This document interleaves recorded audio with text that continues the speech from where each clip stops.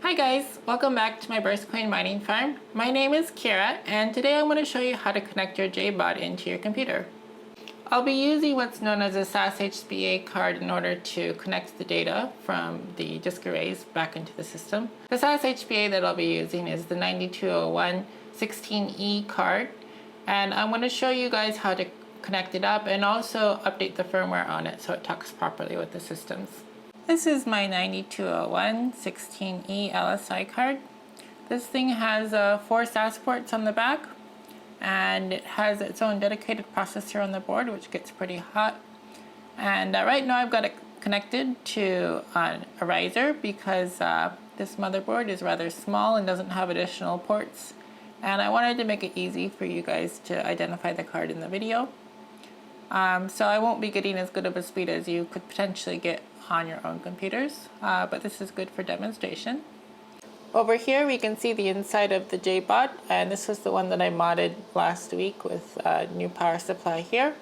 Things are working good, and what we are trying to do is get the data from this device into our HBA SAS card. With burst mining you need a lot of hard drives, and with the JBOD setup here you can get a lot of hard drives in a small space, and there's a lot of systems supporting those hard drives, and so they're easier to manage with this sort of architecture.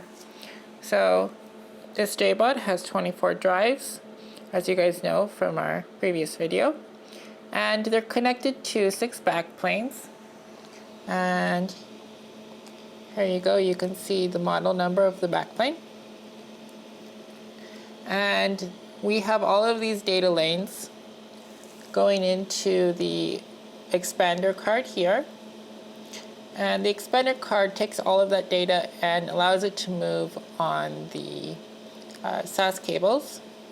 So here, this is an A33606 PCIe 03. There are 2 ports coming out of this expander card. One of them is a chain and one of them is a host. You can use the chain port to chain other SAS expander cards together, and you can use the host port to connect directly to your HBA adapter. So you can see they come out the back there. This is a SAS cable, and I'll put the exact information on this particular cable in the description. There's a few different kinds. Just make sure that you're working with the kind that your SAS equipment needs. But this is a pretty standard cable as far as I know.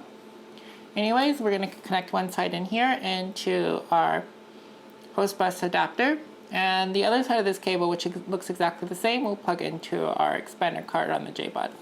So I've plugged the HBA into the JBOD expander. I've got the disks pulled up, and we can actually see them under computer management.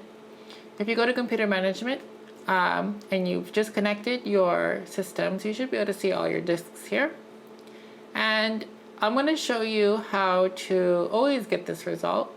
Depending on your system and depending on the firmware that your JBOD uses or your HBA uses, you might need to update the firmware on your HBA card. I'm going to show you how to update the firmware because the first time that I plugged in my HBA, it didn't work, and it was because the firmware was out of date. I suspect the firmware on this HBA is also out of date, so we're going to go ahead and update it to something more current.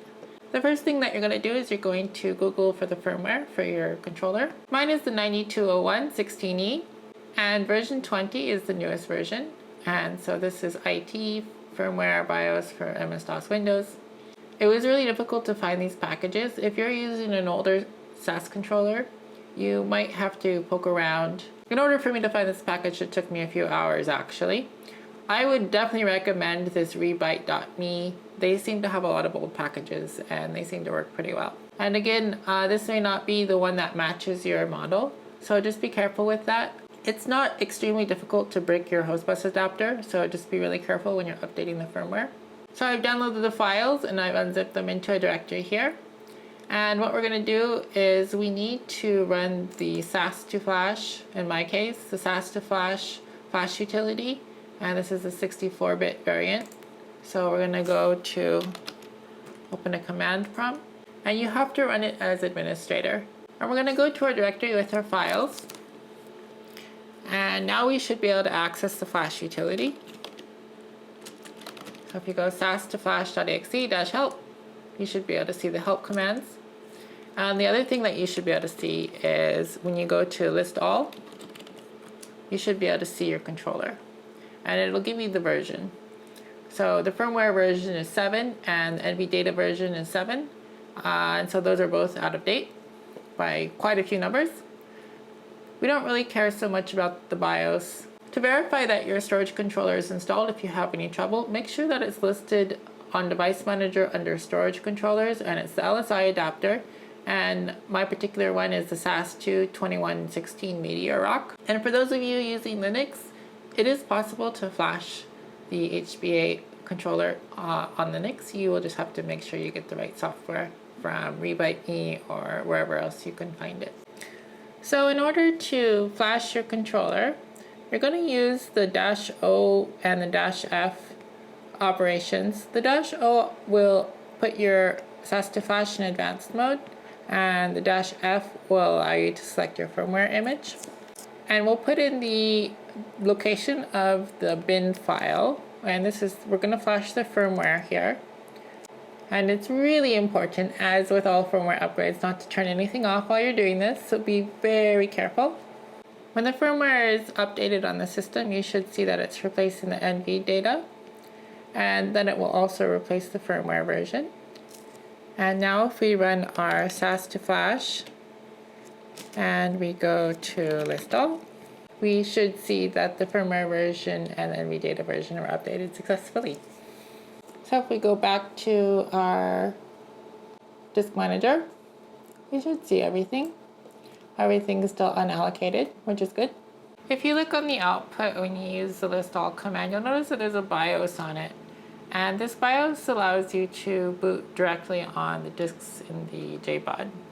And we're not going to be using that functionality. If your HBA controller doesn't have a BIOS set up, then there's nothing you need to do with this particular setting. There's no point to load a BIOS onto this device unless you do truly want to boot from your JBOD. But for me, I don't need this functionality. I actually tried to erase the functionality using the SAS to flash utility, but I wasn't able to erase it. This particular card doesn't have the ability to erase that portion of the memory, or maybe I'm doing it wrong. But I'm just gonna leave it be. The big thing that I wanted to do today was to update the firmware. With the firmware updated, if you were having trouble seeing your disk drives populate before, you shouldn't have any trouble now. And if you do, I would really appreciate it if you leave me a comment in the description to let me know, and I will do a follow-up video on how to resolve those individual problems if possible. For the most part, when you're using a SAS HBA controller and you're plugging it into a JBOD expander, you should be able to just plug it in and it should be able to pop up the drives right away. If it's doing anything except that, then there's something going weird. It's supposed to be easy, but sometimes not always.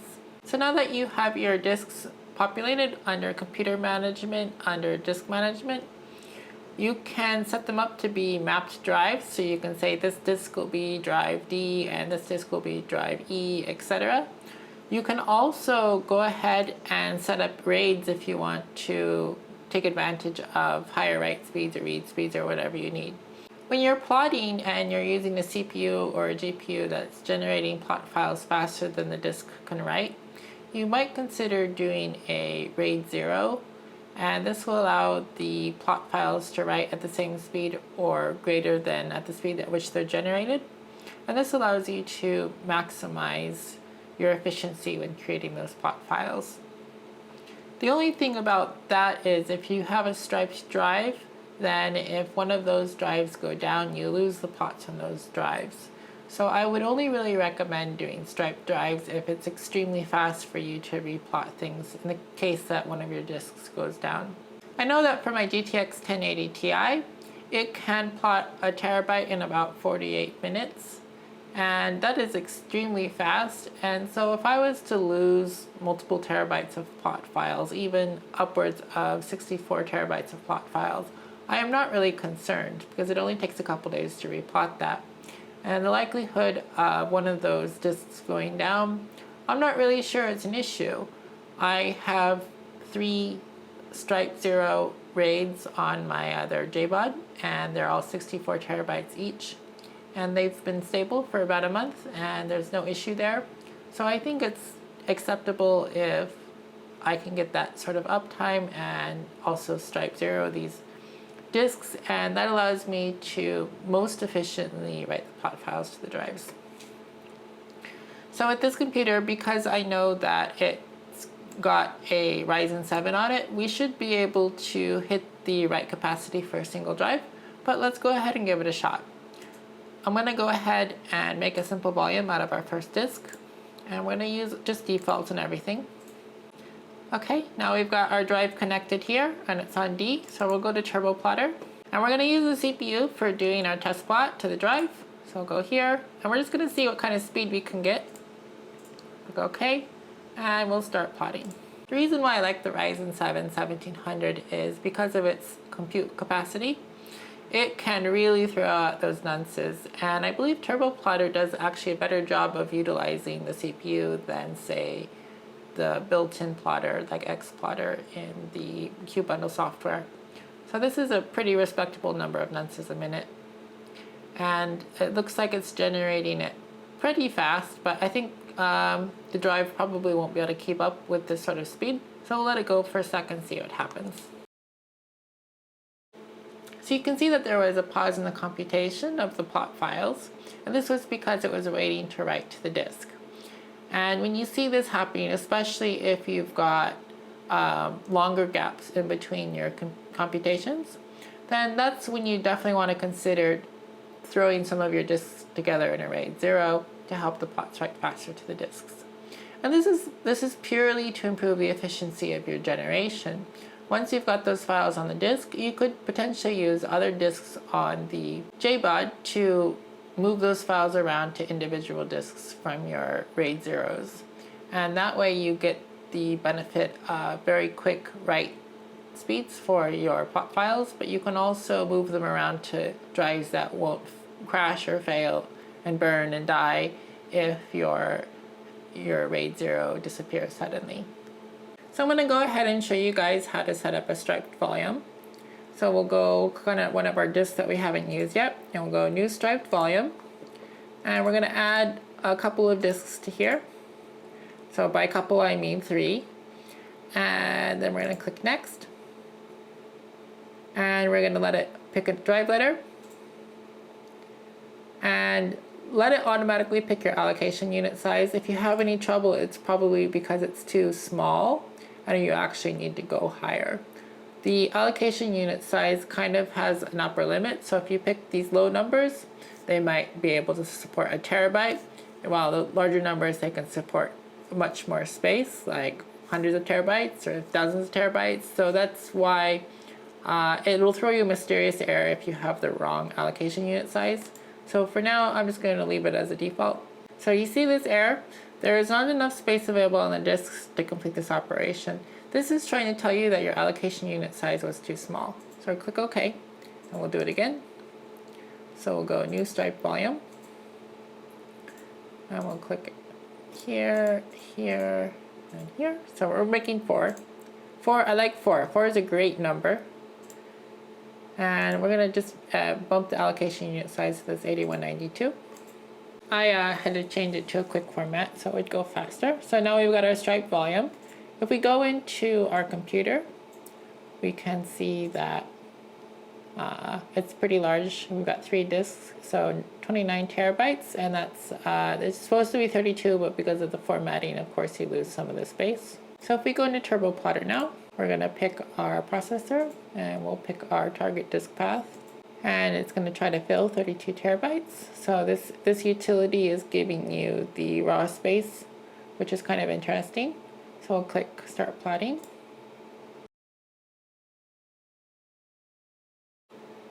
So now it's easy to see that we've gotten a speed increase by RAID 0ing our hard drives, and it's going at about 200 something megabytes a second. And you can continue to see this sort of speed increase the more drives you stripe together. So it's definitely an option. So if you've got a really powerful GPU, I would definitely recommend this to make sure that you're always computing plot files. And that makes it so that you can complete your plot system as possible. That said, 4 drives on this system is probably overkill because you can see that the drives are basically going to be doing nothing. So if that's the case, then what you can do is you can use TurboPlotter to compute 2 plots at once, and you can write to 2 separate drives, and that'll handle that issue. You guys might have noticed that I did not pick my starting nonce when I was creating these plot files, and that's because with TurboPlotter on the newer versions, it will choose your starting nonce dynamically based on the numbers associated with your disks. There is, of course, the possibility that duplicate nonces are created, but based on the way it's pulling the numbers, I don't think you guys will ever see that. So that's it for this video. It's kind of a short video, but I really mostly just wanted to show you guys how to plug everything in and connect your firmware. So just a couple quick things before I wrap up this video. The JBOD that I have is actually a used JBOD that I found on eBay, and that's the best place where you can find these. Expect to pay about $10 per disk caddy. So a JBOD that can contain 24 hard drives should run you about $240. The SAS HBA controller card, which I have here, is about $25–26 on Amazon, and I'll put a link in the description for this particular card. It's a good one and I would highly recommend it. It can run up to 6 gigabytes a second. And on that note, don't use a PCIe riser like I have done here. This is just so that I can show you everything while I'm recording the video. The SAS HBA controller cards require 8 PCIe lanes. So by reducing it down to 1 PCIe lane, it's not going to get as much bandwidth as it could potentially get. And you definitely want bandwidth during mining. So make sure that you have an extra slot open on your motherboard where you're not going to be putting a graphics card or something like that. And also keep in mind a lot of motherboards can choose to limit the speed of any third PCIe 16 slot down to 1x depending on how you're using your additional PCIe lanes. And one more quick note, the cable and the connectors that I've used to connect everything together, those are the SFF8087 type of connector. If you're serious about burst coin mining, I would definitely recommend this sort of setup. It's very easy to maintain. It takes a lot less work than external hard drives to set up and configure.